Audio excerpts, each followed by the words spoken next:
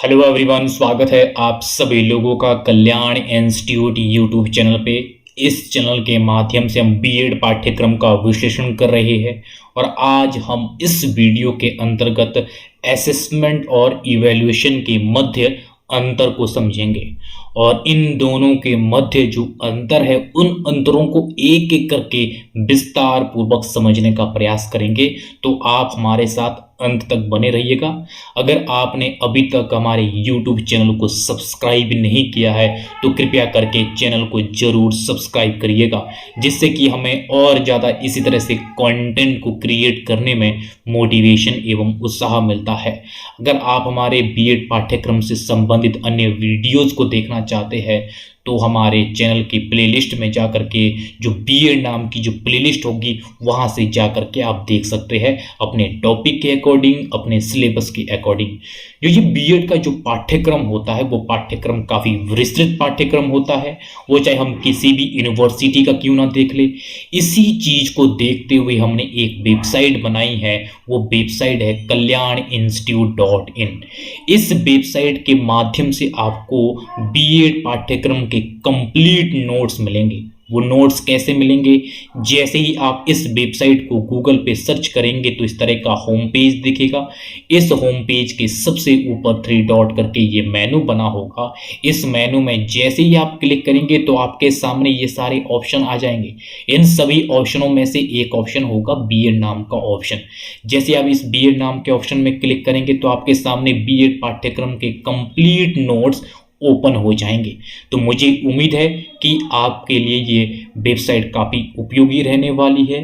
तो एक बार आप इस वेबसाइट को जरूर विजिट कीजिएगा। अगर आपने अभी तक हमारे चैनल को भी सब्सक्राइब नहीं किया है तो चैनल को भी जरूर सब्सक्राइब करिएगा। आज के टॉपिक पे आते हैं। जो हमारा आज का टॉपिक है आकलन और मूल्यांकन के मध्य अंतर। आकलन और मूल्यांकन के मध्य अंतर को समझने से पहले इनका हम अर्थ समझ लेते हैं कि आकलन और मूल्यांकन का क्या अर्थ होता है। हालांकि इस संदर्भ में हमने विस्तार पूर्वक कि आकलन और मूल्यांकन का क्या अर्थ है और इनके कौन कौन से प्रकार है और इनका क्या महत्व है, इस संदर्भ में हमने पहले बात कर ली है। इसके संदर्भ में हमने पहले वीडियो बना लिया है। तो अगर आपने उन वीडियो को नहीं देखा तो आप उन वीडियो को जरूर देखें, प्लेलिस्ट के माध्यम से आपको मिल जाएगा। यहाँ पे भी हम अंतर को समझने से पहले इनके अर्थ को समझना बेहद ज़रूरी है, जिससे कि हमें आगे जो चीज़ें हैं और ज़्यादा स्पष्ट हो जाएगी। जिसमें कि सबसे पहले आकलन यानी कि असेसमेंट का अर्थ होता क्या है। जो ये आकलन है ये एक तरह से इस संदर्भ में होता है जब क्रियाएं संचालित होती है, जब कार्य जो शुरू किया जाता है या हम शैक्षिक जगत में जो शिक्षण कार्य है उस शिक्षण कार्य के दौरान या किसी कार्य के दौरान जो भी फीडबैक होता है वो फीडबैक दिया जाता है, वह ही आकलन होता है। जो ये आकलन है इसके तहत उस कार्य के दौरान एक फीडबैक दिया जाता है, उस फीडबैक के अनुरूप ही एक सुधारात्मक कार्य की शुरुआत की जाती है। किस तरह से आकलन के तहत कमियों को चिन्हित किया जाता है और उन कमियों को चिन्हित करने के बाद उन कमियों को दूर करने का प्रयास किया जाता है आकलन के तहत। तो इस तरह से आकलन एक तरह से फीडबैक होता है, जिस फीडबैक के द्वारा वास्तव में उस कार्य को, उस शिक्षण कार्य को और बेहतर किया जाता है, जिससे कि जो अंत में जो नतीजा है वो बेहतर हो सके। और जो मूल्यांकन है यानी कि इवैल्यूएशन, उसका अर्थ ये होता है कि किस तरह से पाठ्यक्रम की समाप्ति के बाद जो मापन होता है, जो हमारी स्थिति होती है, उस स्थिति का पता लगाया जाता है। तो वास्तव में जो मूल्यांकन है, मूल्यांकन एक तरह से जो ज्ञान का जो मापन है उस ज्ञान का मापन ही वास्तव में मूल्यांकन के तहत होता है। ये वास्तव में जो पाठ्यक्रम होता है हमारा, उस पाठ्यक्रम की समाप्ति में अंत में होता है, जिससे कि एक निर्णायक भूमिका अदा करता है ये मूल्यांकन, जिससे कि हमें ये मालूम चल पाता है कि वास्तव में विद्यार्थी की क्या स्थिति है। तो इस तरह से ये मूल्यांकन होता है। अब हम अर्थ को समझने के बाद अब हम ये देखेंगे कि आकलन और मूल्यांकन के मध्य क्या अंतर है, यानी कि असेसमेंट और इवैल्यूएशन के मध्य क्या अंतर है। उन अंतर को हम एक एक करके समझने का प्रयास करेंगे, जिसमें कि सबसे पहले विषय वस्तु के आधार पर, कि विषय वस्तु के आधार पर आकलन और मूल्यांकन में क्या अंतर होता है। जो ये आकलन होता है, आकलन रचनात्मक होता है और ये अधिगम की उन्नति के लिए होता है। किस तरह से होता है ये रचनात्मक? ये कार्य के दौरान होता है, एक तरह से फीडबैक होता है। और अधिगम की उन्नति के लिए होता है कि किस तरह से हम शिक्षण गतिविधि को बेहतर से बेहतर कर सके, किस तरह से जो अंत में जो नतीजा है वो नतीजा बेहतर हो सके। तो इस तरह से आकलन रचनात्मक तथा अधिगम की उन्नति के लिए होता है। और जो मूल्यांकन है, मूल्यांकन योगात्मकता के आधार पर विद्यार्थियों की संप्राप्ति को जाना जाता है। यानी कि योगात्मक यानी कि ये एक तरह से पाठ्यक्रम की समाप्ति के बाद होता है और जिसके तहत ये मालूम होता है कि वास्तव में जो छात्रों की जो स्थिति है वो स्थिति क्या है।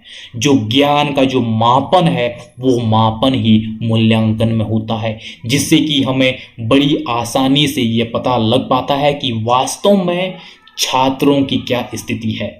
और दूसरा, केंद्र के आधार पर, केंद्र के आधार पर देखा जाए जो आकलन है, आकलन वास्तव में प्रक्रिया उन्मुख होता है।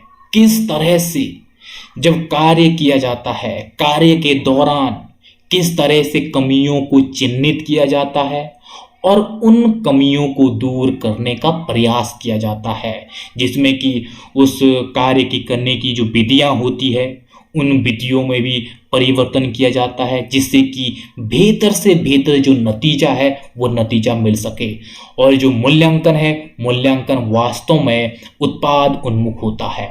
किस तरह से ये पाठ्यक्रम की समाप्ति के बाद होता है और इससे वास्तव में जो वास्तविक स्थिति है विद्यार्थी की वो स्थिति मालूम होती है मूल्यांकन के द्वारा।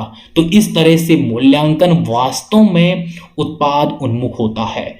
और दूसरा, हम उपयोगिता के आधार पर देखेंगे कि उपयोगिता के आधार पर क्या अंतर है। जो आकलन है, आकलन में यह होता है कि किस तरह से ये कमियों का निदान करता है, यानी कि जो हमारी कमियां होती है उन कमियों को चिन्हित करता है, उसके बाद उन कमियों को दूर करने का प्रयास किया जाता है आकलन के द्वारा। और जो मूल्यांकन है, मूल्यांकन ये एक निर्णायक होता है। किस तरह से इसके तहत एक इस स्थिति तक पहुंचा जाता है मूल्यांकन के द्वारा, जिससे कि हम आसानी से निर्णय ले पाते हैं। ये निर्णय इस संदर्भ में होते हैं कि जो विद्यार्थी है, विद्यार्थियों की जो ज्ञान की स्थिति है वो स्थिति क्या है और किस तरह से जो ज्ञान का जो मापन किया जाता है पाठ्यक्रम की समाप्ति के बाद। और जो ये मापन है, ये मापन ग्रेड और अंकों के द्वारा होता है। किस तरह से इसको ग्रेड और अंकों के द्वारा प्रदर्शित किया जाता है, जिससे कि हम बड़ी आसानी से ये पता लगा पाते हैं कि वास्तव में किस विषय में वास्तव में क्या ग्रेड है, कितने ग्रेड प्राप्त हुए, कितने अंक प्राप्त हुए, जिससे कि एक निर्णय या नतीजे तक पहुंच पाते हैं हम मूल्यांकन के द्वारा। और चौथा, इसमें हम देखेंगे मुख्य भूमिका के संदर्भ में कि किस तरह से जो ये आकलन है, आकलन में किस तरह से जो भूमिका होती है, क्या भूमिका किस तरह से किन लोगों की होती है।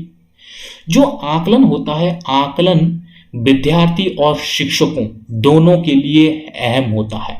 ये किस तरह से होता है?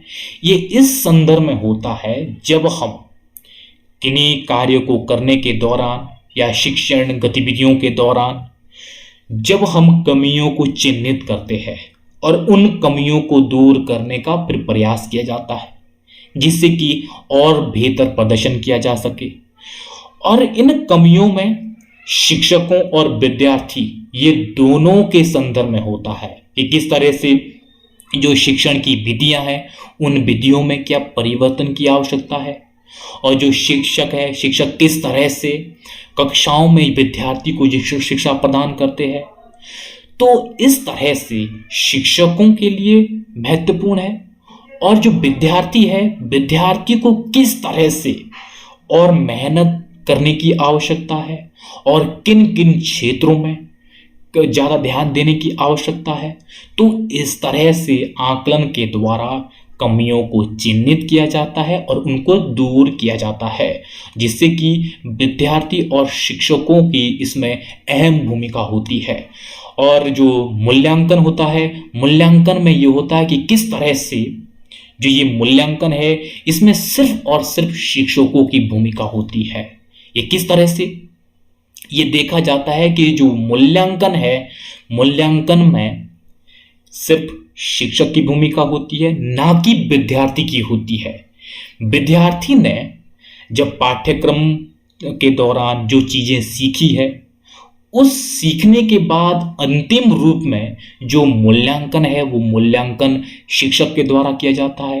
तो इस तरह से मूल्यांकन में सिर्फ और सिर्फ शिक्षक की भूमिका होती है। और पांचवा, प्रतिपुष्टि के आधार पर। प्रतिपुष्टि के आधार पर ये हम देखते हैं कि जो ये आकलन है, आकलन का जो आधार है वो व्यापक होता है, और जिसमें कि हम ये देखते हैं कि किस तरह से जब कार्य के दौरान, जब शिक्षण गतिविधियों के दौरान किस तरह से चीजों को समझा जाता है कि क्या कमियां हैं, उन कमियों को चिन्हित किया जाता है, उसके बाद उसको दूर करने का प्रयास किया जाता है कि कौन सी विधियों द्वारा कैसे और किस संदर्भ में दूर किया जा सकता है। तो इस तरह से जो ये आकलन है, आकलन का आधार व्यापक होता है, जो कि निरीक्षण पर आधारित होता है कि किस तरह से निरीक्षण के आधार पर जो ये आकलन होता है, और एक तरह से फीडबैक दिया जाता है कि वास्तव में क्या जो अब तक किया है उसका क्या फीडबैक है, आगे इसको बेहतर करने के लिए क्या करने की आवश्यकता है। ये संपूर्ण चीज आकलन के तहत होता है। जबकि जो मूल्यांकन है, मूल्यांकन पूर्व निर्धारित मानक होते हैं, उन मानकों के आधार पर यह मूल्यांकन होता है, जिससे कि गुणवत्ता जो होती है उस गुणवत्ता को इस जो स्तर होता है उस स्तर का पता लगाया जाता है मूल्यांकन के द्वारा। यानी कि जो मूल्यांकन होता है, मूल्यांकन के फिक्स्ड एक पूर्व निर्धारित मानक होते हैं, उन मानकों के आधार पर ही ये जो मूल्यांकन है, जो ये मापन होता है, ये मापन होता है। तो इस तरह से ये पूर्व निर्धारित मानकों के आधार पर होता है मूल्यांकन। अगर हम रिपोर्ट की उपयोगकर्ता के आधार पर अंतर देखें तो इसमें हम ये देखते हैं कि किस तरह से जो आकलन है, आकलन विद्यार्थी और शिक्षकों के लिए, ये दोनों के लिए उपयोगी होता है कि किस तरह से जो आकलन होता है, जो फीडबैक दिया जाता है, वो फीडबैक जो शिक्षण की जो विधियां हैं और किस तरह से जो छात्रों में जो सुधार की आवश्यकता है, इन दोनों के संदर्भ में होता है। किस तरह से इन दोनों के द्वारा संयुक्त रूप से जो प्रदर्शन है वो प्रदर्शन बेहतर किया जाता है, जिससे कि अंत जो भी नतीजा है वो नतीजा बेहतर हो सके। तो इस तरह से जो ये आकलन है, आकलन की जो रिपोर्ट होती है, ये दोनों के लिए, विद्यार्थी और शिक्षक दोनों के लिए ये उपयोगी होती है।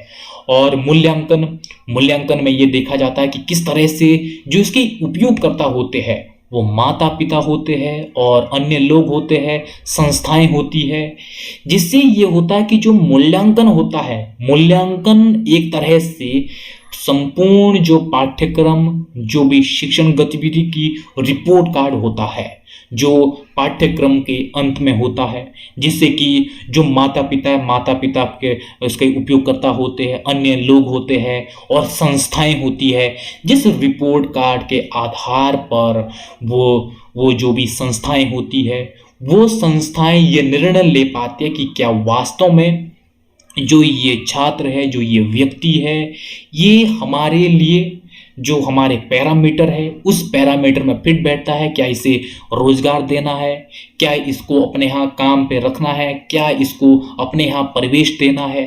तो इस तरह से जो मूल्यांकन है, मूल्यांकन का जो उपयोगकर्ता होता है, जिनको इस मूल्यांकन से सहूलियत होती है, वो चाहे चयन करने में हो, चाहे प्रवेश करने में हो, चाहे किसी भी संदर्भ में हो, वो माता पिता और अन्य लोग और संस्थाएं, उनके लिए काफ़ी उपयोगी होती है ये मूल्यांकन की जो रिपोर्ट कार्ड होता है।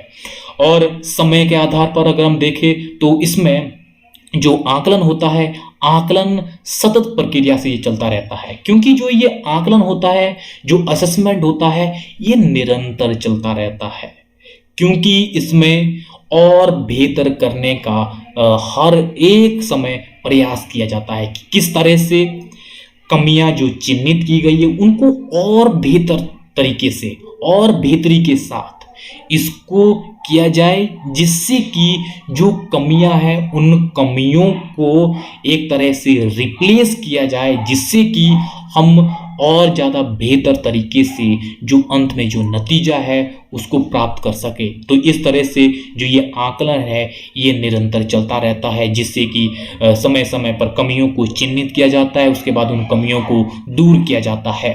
और जो मूल्यांकन है, मूल्यांकन पाठ्यक्रम की समाप्ति पर होता है कि किस तरह से जब हमारा पाठ्यक्रम समाप्त होता है उसके बाद ये मूल्यांकन किया जाता है, जिसके आधार पर हम ये पता लगा पाते हैं कि वास्तव में छात्रों की क्या स्थिति है। तो इस तरह से मूल्यांकन पाठ्यक्रम की समाप्ति के बाद होता है। तो इस तरह से आकलन यानी कि असेसमेंट और मूल्यांकन के मध्य ये अंतर है, हमने एक एक करके विस्तार पूर्वक समझा है। तो मुझे उम्मीद है कि आपके लिए ये वीडियो काफ़ी उपयोगी रहा होगा। तो अगर आपने अभी तक हमारे चैनल को सब्सक्राइब नहीं किया तो चैनल को ज़रूर सब्सक्राइब करिएगा, जिससे कि हमें और ज़्यादा इस तरह से कंटेंट को क्रिएट करने में मोटिवेशन मिलेगा और जो हम मेहनत करते हैं उस मेहनत का प्रतिफल मिल पाएगा। तो आप सभी लोगों का बहुत बहुत शुक्रिया।